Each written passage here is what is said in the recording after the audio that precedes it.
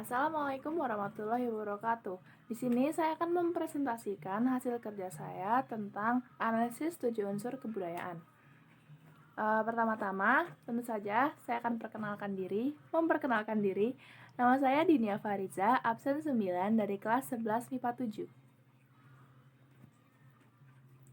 Nah, di sini saya akan mempresentasikan bagian tugas saya mendapat daerah Kalimantan Barat. Nah, pertama-tama tentu aja di mana sih Kalimantan Barat? Karena namanya ada terdapat Kalimantan, tentu aja dia ada di Pulau Kalimantan. Dan seperti kita tahu, Barat itu ada di sebelah kiri peta ya. Nah, makanya disinilah letak Kalimantan Barat. Kalau di zoom lagi, ini daerah-daerah di Kalimantan Barat. Ada Singkawang, ada Ketapang, dan Sangau, dan lain-lain. Ya, gambarnya buram. Maaf ya. Lalu, Kalimantan Barat adalah sebuah provinsi di Indonesia yang terletak di Pulau Kalimantan dan beribukotakan Pontianak. Luas wilayah Kalimantan Barat adalah 146.807 km persegi. Nah, Kalimantan Barat ini menyumbang 7,53% luas Indonesia dan merupakan provinsi terbesar keempat setelah Provinsi Papua.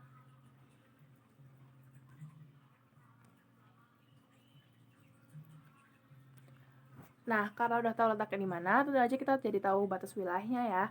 Batas wilayah sebelah utara adalah Sarawak dan Malaysia Timur. Bagian selatan atau yang biasa dibawa adalah Laut Jawa.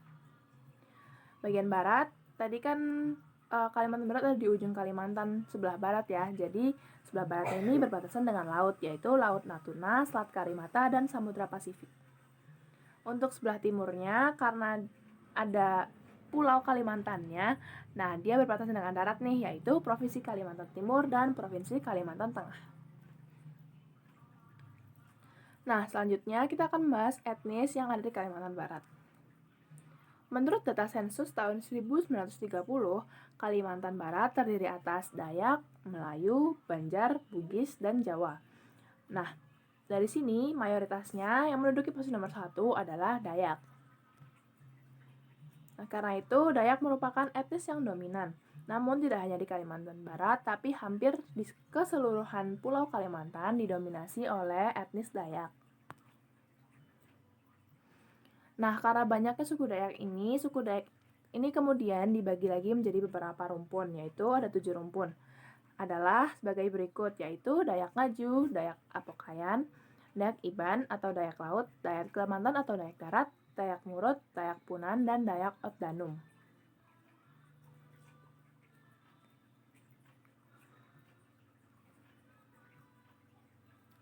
Nah, Dayak yang di Kalimantan Barat ini itu masih dibagi lagi menjadi sub-suku. Dari sub-suku itu juga masih dibagi jadi sub-sub-suku. Sub-suku yang ada di Kalimantan Barat yang akan kita bahas kali ini adalah Dayak Kanayat. Menurut ahli, ada yang mengelompokkan bahwa Dayak Kanayat ini termasuk ke dalam anggota rumpun Kalimantan atau Dayak Darat. Tetapi ada juga yang mengelompokkan kalau Dayak Kanayat ini termasuk ke dalam rumpun Dayak Otdanum.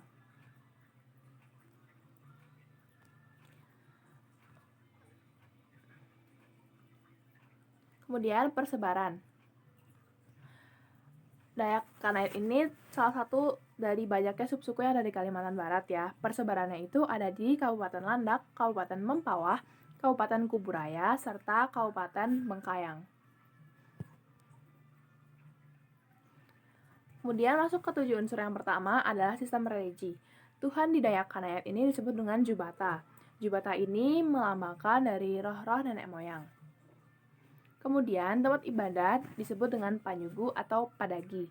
Nah, dalam beribadah ini diperlukan semacam imam. Kalau dalam agama-agama lain mungkin seperti ustadz dan seperti pendeta ya. Nah, di sini di Dayak Kanayat disebut dengan panyagahat. Nah, panyagahat ini merupakan penghubung antara manusia dengan Jubata.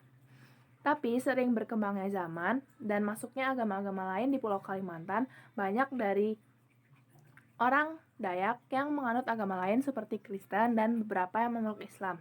Saat sudah memeluk agama lain itu, mereka sudah tidak bisa lagi disebut sebagai Dayak.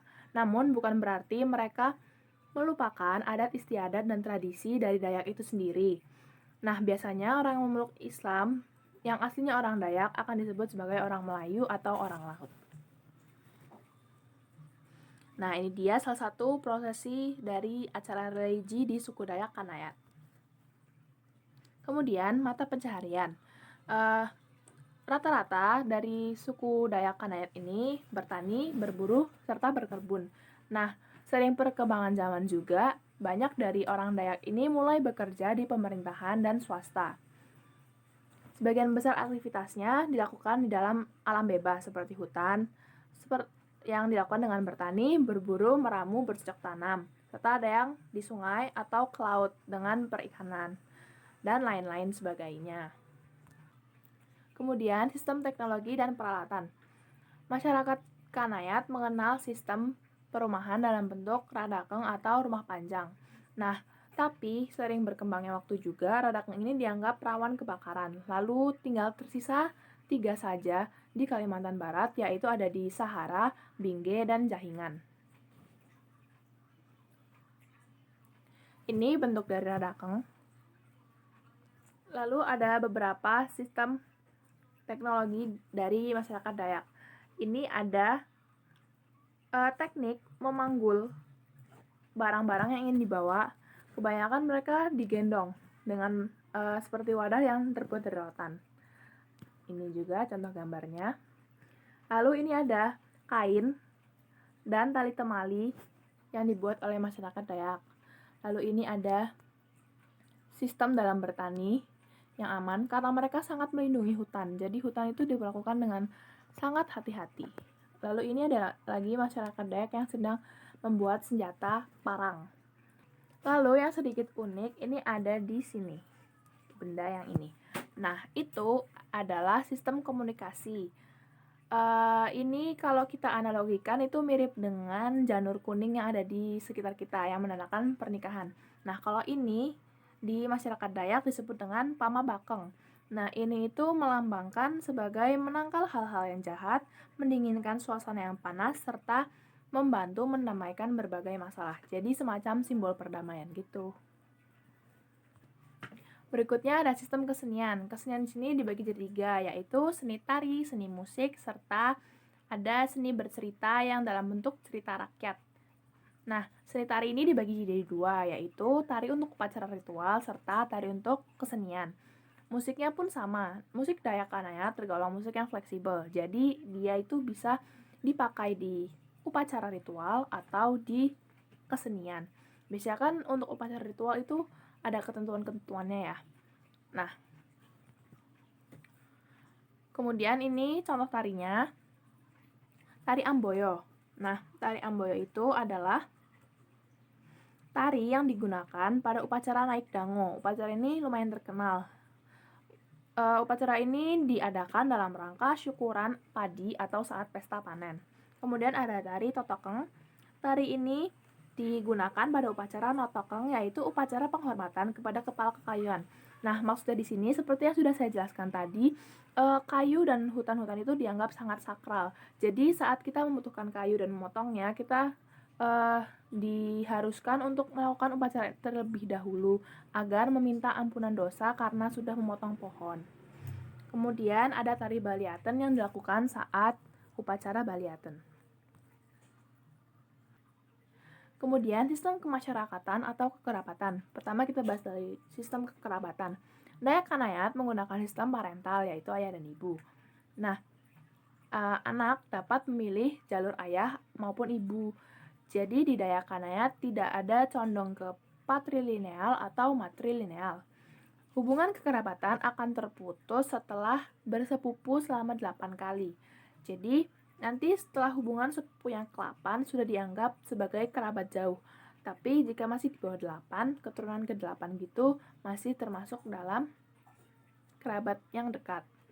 Lalu, masyarakat Dayak Kanayat mengenal adat perkawinan yang diturunkan oleh Nematas dan Netaguh. Nah, tadi kan di kesenian sudah dijelaskan bahwa Dayak Kanayat itu sangat kental dengan cerita rakyatnya. Nah, Nematas dan Netaguh ini adalah salah satu dari tokoh di cerita rakyat masyarakat Dayak Kanayat. mereka semacam leluhur gitu. Nah, sistem nematas ini dipakai di wilayah seperti Kecamatan Sangah Tamila, Darit, dan wilayah-wilayah di sekitar Sungai Landak. Lalu Netagu untuk wilayah-wilayah seperti Kecamatan Sebadu, Mandor, Toho, Menjalin, dan Karangan. Nah, ini adalah contoh upacara pernikahan yang dilakukan oleh masyarakat Dayak Kanayat. Kemudian ada sistem kemasyarakatannya. Hukum adat Dayak Kanayat mempunyai satuan wilayah teritorial yang disebut dengan binua. Nah, binua ini dulu bentuknya dalam satu radakeng atau rumah panjang. Jadi rumah panjang itu kan sangat panjang ya. Nah, di satu rumah itu terdapat bilik-bilik yang ditempati oleh keluarga-keluarga. Karena sekarang sudah tidak ada, maka sekarang binua itu berbentuk dari beberapa kampung. Jadi beberapa kampung jadi satu, lalu disebut satu binua. Setiap binua dipimpin oleh seorang timanggong atau kepala desa. Nah, timanggong memiliki jajaran-jajaran bawahan, yaitu pasirah atau pengurus adat dan pangaraga atau pengacara adat. Nah, ini kurang lebih seperti ini ilustrasinya. Kemudian sistem pengetahuan. Nah, dapat kita simpulkan kalau masyarakat Dayak ini sangat dekat dengan alam. Mereka juga memiliki jiwa semangat bertahan hidup atau survival di alam yang sangat baik. Maka dari itu, sistem pengetahuannya terbagi dari pengetahuan tentang alam, pengetahuan tentang tumbuh-tumbuhan dan hewan, pengetahuan tentang tubuh, sifat, dan tingkah laku sama manusia, pengetahuan tentang ruang dan waktu, pengetahuan tentang seni dan musik, pengetahuan tentang hukum dan politik, pengetahuan tentang filsafat, pengetahuan tentang sains dan rancang, serta pengetahuan tentang peralatan dan senjata. Pada mulanya, pengetahuan-pengetahuan ini sangat berguna untuk bertahan hidup di alam. Lalu sering berkembangnya zaman, pengetahuan ini pun beradaptasi dan menyesuaikan. Dan yang terakhir adalah bahasa. Bahasa masyarakat suku Dayak ini dibagi dua, yaitu bahasa pengantar dan bahasa sehari-hari. Beruntungnya kita hidup di Indonesia, walaupun memiliki berbagai macam jenis bahasa, kita memiliki satu bahasa pemersatu, yaitu bahasa Indonesia. Walaupun bahasa Indonesia di sini juga mengalami beberapa perubahan menyesuaikan dengan dialek dan logat masing-masing daerah. Kemudian ada bahasa sehari-hari. Sebenarnya di Dayak ini sangat banyak ragam bahasanya. Kebanyakan juga generasi muda Dayak Kanayat tidak mengerti bahasa yang dipakai oleh generasi tua. Jadi semacam ada pelunturan bahasa. Nah, Dayak Kanayat di wilayah Meranti terkenal dengan bahasa Ahe atau bahasa Nana.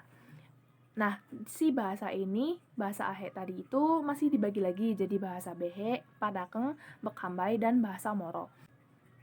Kemudian Dayak Kanayat di kawasan Menyuke terbagi dalam beberapa bahasa lagi, yaitu bahasa Satolangalampa, Songga Batukeng, dan Angkabang Ngabukit. Sangat sulit mencari semacam bahasa aslinya dari bahasa suku Dayak ini, karena terjadi percampuran dialek logat dari bahasa-bahasa yang ada lalu menjadi bahasa baru. Seperti misal daerah A dan B berdekatan. Daerah A menggunakan bahasa A, daerah B menggunakan bahasa B. Nah, mereka kan tentu saja berinteraksi ya. Nah, karena adanya interaksi ini kemudian lambat laun terjadi percampuran bahasa, kemudian tercipta bahasa C. Kurang lebih seperti itu. Oke, kita sudah sampai di ujung PowerPoint-nya. Sekian presentasi dari saya. Kurang lebihnya mohon maaf apabila terdapat salah informasi maupun salah pengucapan. Juga mohon dimaafkan. Terima kasih sudah mendengarkan. Wassalamualaikum warahmatullahi wabarakatuh.